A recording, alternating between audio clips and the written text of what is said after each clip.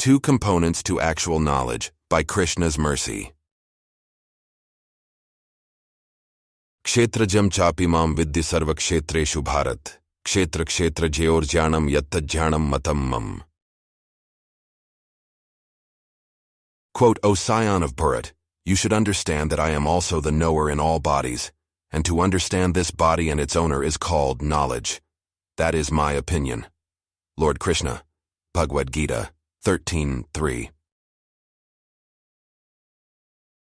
As we mature from childhood into youth, we begin to notice patterns and common practices as they pertain to assignment of high status.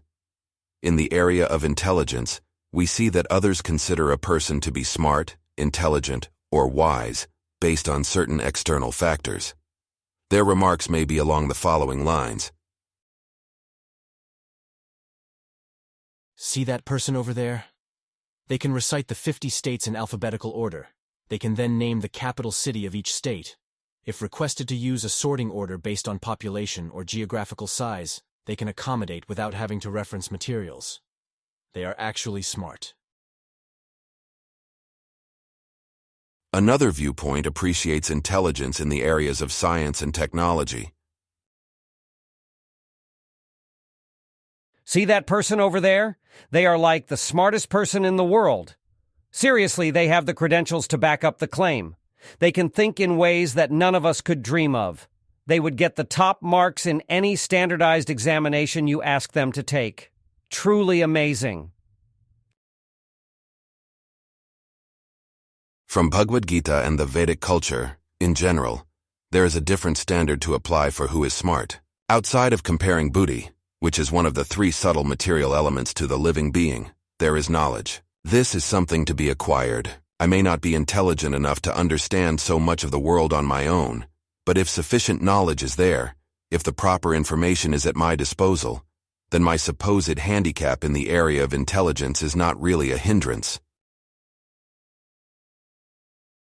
The standard for actual knowledge is to simply know two things. This is the opinion of Sri Krishna, who was once questioned on the matter by the disciple named Arjuna. 1. Understanding this body. Actual knowledge involves understanding this body. That understanding is both in the positive and the negative. In other words, I should know what the body is and what it is not.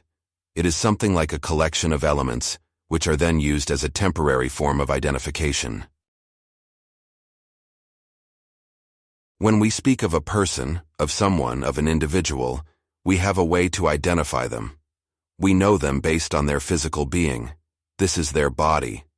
The truth is that this individual existed long prior to our ability to identify them.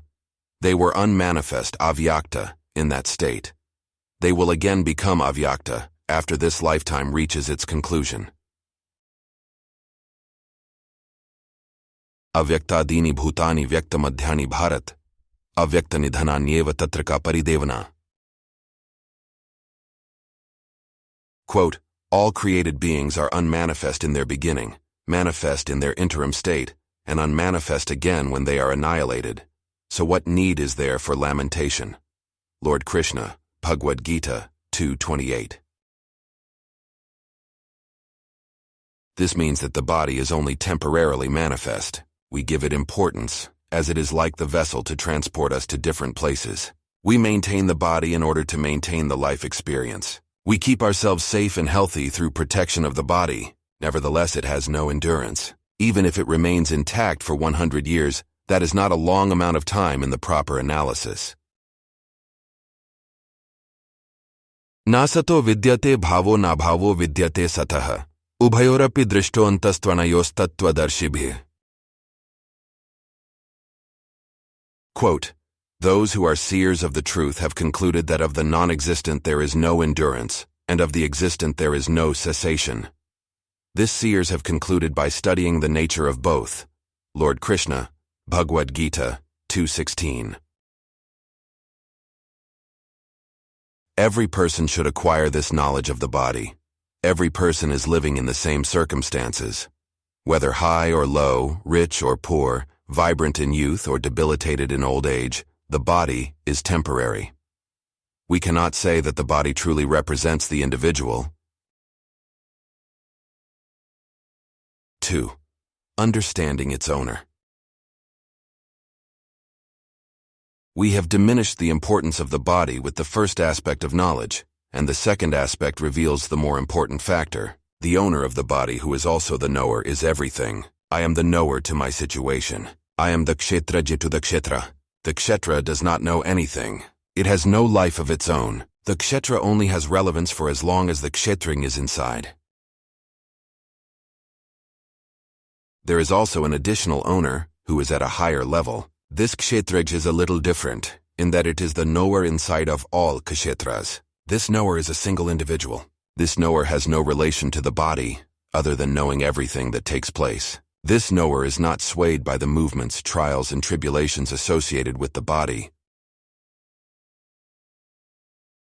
The logical conclusion from acquiring actual knowledge is to further understand, study, and move closer to the knower of all fields. That universal knower is the Supreme Personality of Godhead.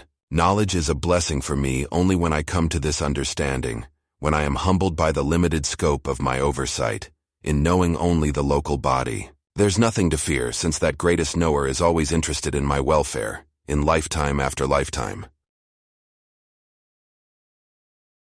In closing, aware as long as body to go, but limited to know. Since not in your field am I, on your testimony must rely. But universal knower is there, who of all fields aware. Knowledge from truth's taking, approach towards transcendence making.